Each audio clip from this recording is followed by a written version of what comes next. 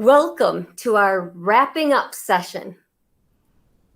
Over the last half days, we explored ethics for individuals and organizations. We started the program with a keynote by Corey Cicchetti, an inspiring integrity to live an ethical life. Our business panel on Thursday afternoon offered observations on career implications of ethical decision-making. This morning, we heard from Erica Salmon-Byrne on the competitive advantage of an ethical culture. And the business panel with Jim Park and Tom Arata included insights on their company's ethical culture. There were 2 small group sessions, one on Thursday and one on Friday. And those that participated in the small group discussions were able to discuss these topics with an I, we, all of us framework.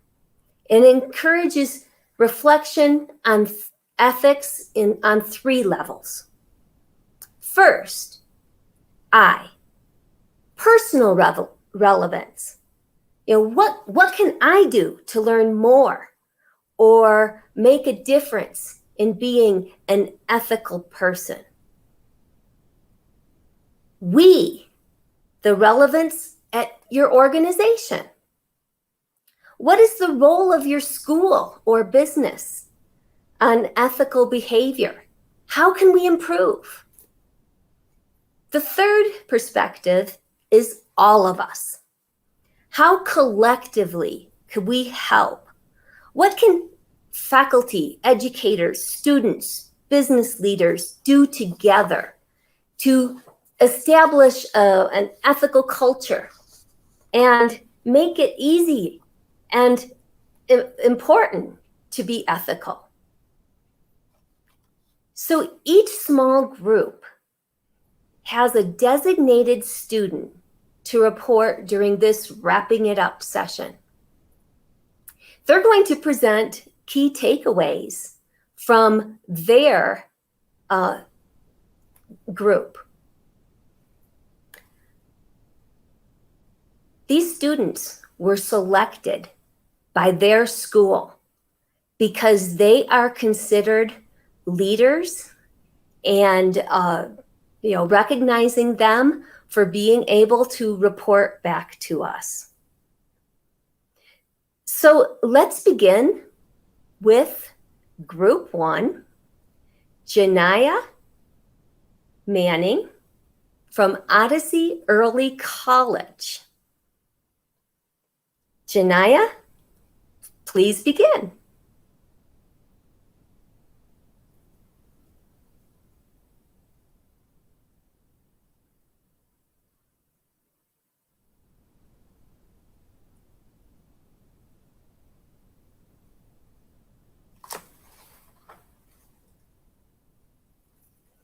You're muted. You're muted, Janaya.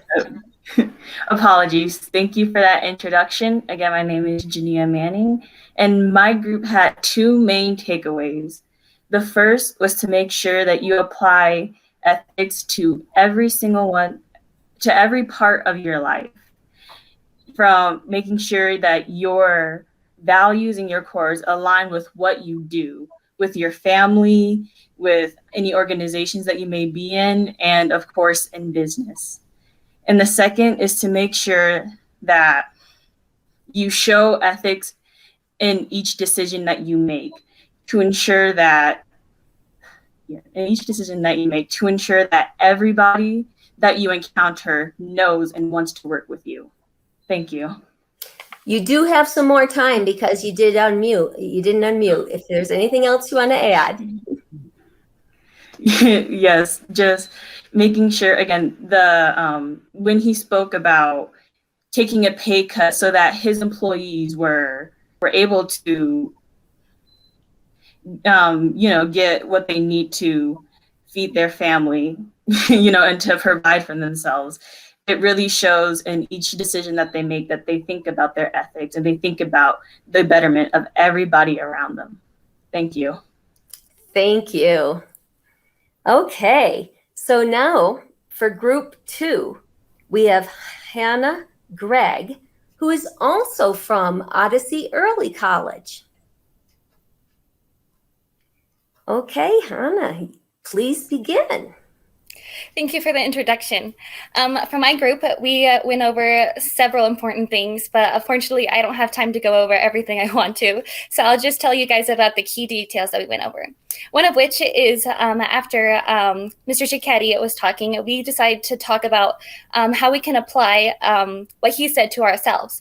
And as we started talking about how pressure really paralyzes us and how it really affects us. And so what was suggested was that we find a successor. We teach what we've learned and pass it on to the people that can take our jobs to help us find our own happiness. And another key takeaway that we went over was to build up the courage to really stand out, to become a leader in your own space, your own school, things like that, because it's really tough to have the courage to hold on to your ethical standards when other people can tear you down and have power over you. Thank you. Well, thank you very much. Okay, now it looks like our next group is having internet trouble.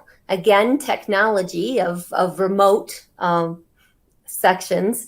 So we could move to group 4, if you can.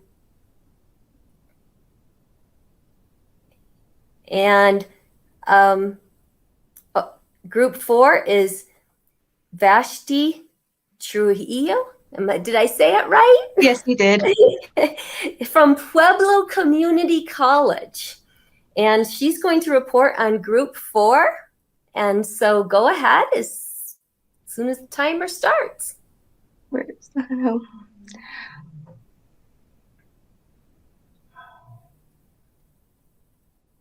Go ahead.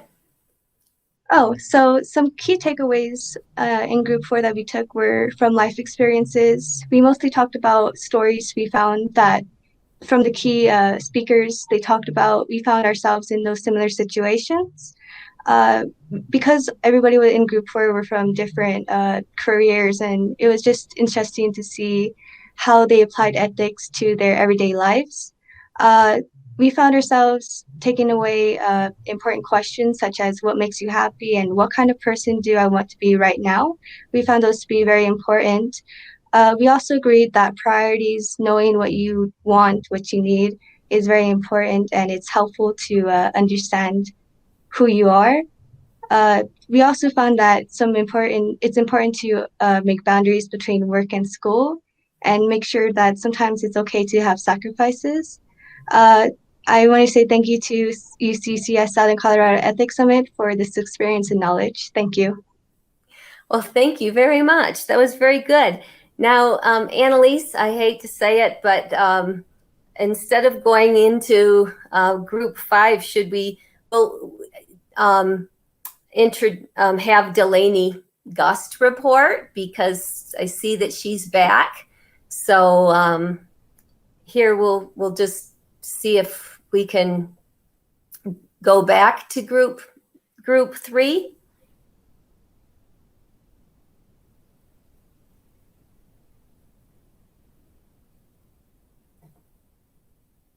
There you go. Look at that, Delaney.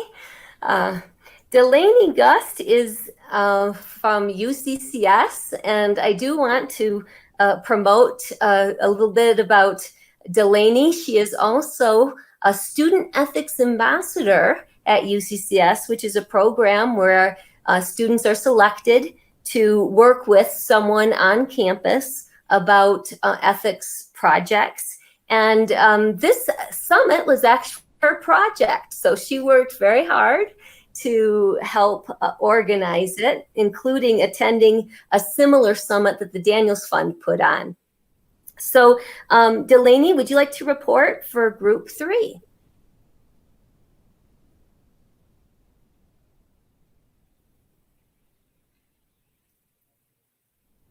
Good afternoon, everyone. My name is Lenny Gus. I'm here representing Group 3. My group had many great discussions, but there was one in particular that I do want to report on. And this discussion did stem off of our keynote speaker yesterday, Corey. I mentioned to my group that I thought it was very interesting that Corey mentioned he doesn't think grading and schooling should be a top priority. And me being a student, and I'm sure many of the students here will agree, that it is a top priority and it can cause a lot of anxiety. So I found that to be really interesting. And that caused another member of my group to discuss the concept of ungrading, which I had never heard of. Maybe some of you have, but just to briefly explain it from my understanding, it is a grading system still. However, it is way more flexible, so it can allow for students and teachers to have a collaborative environment, which I think is really interesting because this will cause for more learning rather than memorizing all the material, taking a test, and hopefully getting a good grade, and then forgetting all the material after the course ends. Excellent. Love those comments. Okay, so now we are ready for Group 5. Alondra, boy, I didn't check and see how to say your last name. Alondra, I'll let you introduce yourself, and you're going to be reporting for Group 5. And Alondra is also from the Odyssey Early College in District 11. Hello everyone. My name is Alondra Valtierra Teran, and what I want to share with you was 2 takeaways that I got with my group. The first one was that you choose your happiness. So by making ethical decisions every day, you honestly, like Corey had said, you wake up happy. You want to wake up happy, and by having those set of values that characterize you and how you want the people to see you, it's really important, and it should align with your priorities. And the second thing that my group talked about was that how one person can truly make a difference. One person can walk into the room and not have like the same values, and it affects everyone. So you truly don't want to be that person. You want to be someone who comes in with these ethics, and people really will take something away from that. Thank you. Thank you. Very great comments. Love it. Okay, so the next group is Group 6, Alex Velarde, University of Colorado, Colorado Springs. Also, I do want to mention that he is in the MBA program at the College of Business, and also a student worker for the Daniels Fund Ethics Initiative, a collegiate program at UCCS College of Business. So Alex, you're representing Group 6, and we would love to hear your report. Yeah, so happy to. So we had 3 major subjects that we touched on, and I would just like to give a shout out to my group. We had a fantastic conversation on a range of issues. Also, I've been Tracy's students, and so a lot of what I've learned and a lot of what I've talked about is going to come directly from our class. But to start, the 3 areas that we focused on were culture, conversation, and competition. The culture, what we mean by that is we push back on Corey's assumption a little bit that culture doesn't matter, the ethics values sometimes don't matter, ethics codes, because we do think that it deters people at the margins, but you also need individuals who are willing to stand up and say, no, we should not do that. In terms of conversation, we believe that you need to be able to have these good faith conversations with other individuals on matters of ethics, because ethics can be a really difficult issue. And in terms of competition, adjusting to ethical rules, being able to be profitable long-term is good for competition, and having an ethical code allows you to do that. Excellent. Thank you so much, Alex. Okay, so now I am very pleased to introduce for Group 7, Andre Guy. Now, Andre Guy is from Pikes Peak Community College. But again, I want to do a shout out.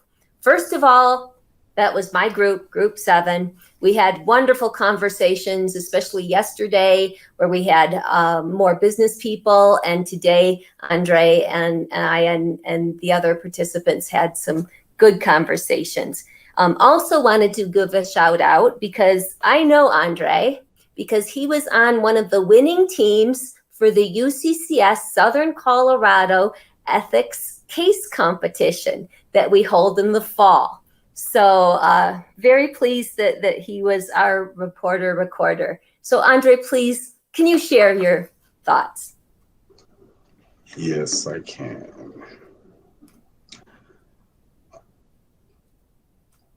Go ahead.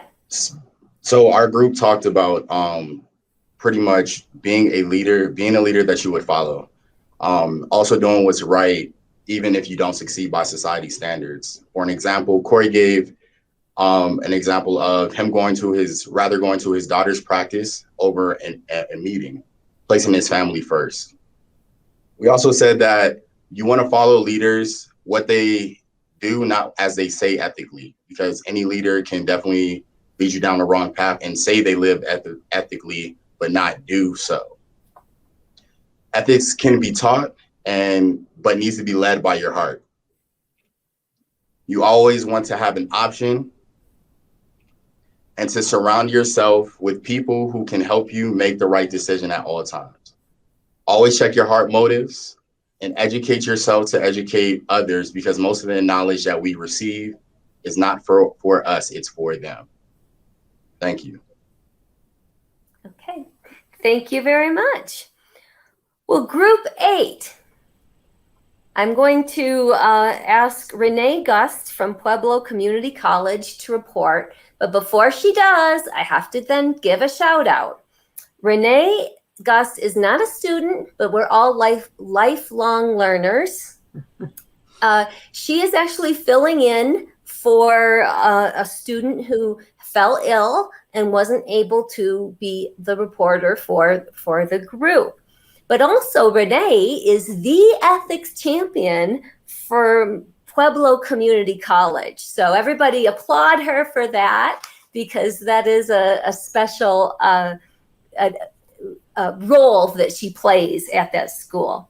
So Renee, could you please give us a summary of Group 8? Yes, absolutely. Again, Tracy, thank you so much. And my name is Renee Gust, and I'm a professor at Pueblo Community College.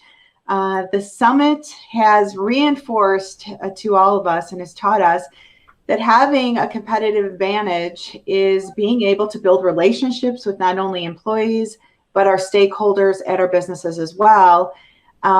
Businesses need to build around the Bill Daniels principles. Integrity, trust, accountability, transparency, fairness, respect, rule of law, and viability. Our small group really reflected on the culture of a business and how poor management can lead to poor ethical decisions by employees, such as overselling to a customer or partial information that's given to a customer. Our business panelists today reinforce that companies have to live ethics, not only put it in writing and hope that employees read it, but really give employees experiences and stories and practice. And that is also what we should do in college. UCCS, thank you very much. And I really enjoy being an ethics champion. Thank you, Renee. And we are going to miss you because you won't be the champion next year. But I heard that Pueblo Community College is going gung-ho with the ethics initiative. Okay. So unfortunately, Dakota Cook from Lamar Community College could not join us today. So instead, we are going to move on to Group 10 and Hannah Lane. And Hannah is also from UCCS, but this is the first time I've met Hannah. So Hannah, maybe you could introduce yourself before you give your group report, and we'll be looking to hear what Group 10 talked about. You're unmuted. Sorry. My name's Hannah Lane. I'm currently a Master's of History student at UCCS. I'm actually graduating in a couple weeks. I'm going to go out into the world and start my career and take all of this really, really great knowledge with me, and I can't wait to apply it to my future career. So Group 10, I'll just talk about one of the things from each day that we discussed. After Corey's keynote, the biggest thing that we took away was that companies should always nurture ethics to better represent the company as a whole. They can do this by holding open discussion without consequences, or reward their employees for good behavior rather than only reprimanding for bad. And then after today's summit, we discussed what are tools that we're going to be putting in our own ethical toolboxes. And one was understanding the mission of the company and compare it with our own. Speak up when we see something wrong going on in the company, and being true to yourself while in a leadership position. Well, that's it. Thank you. That is amazing. Thank you very much. Thank you. Okay, so that was the wrapping it up session.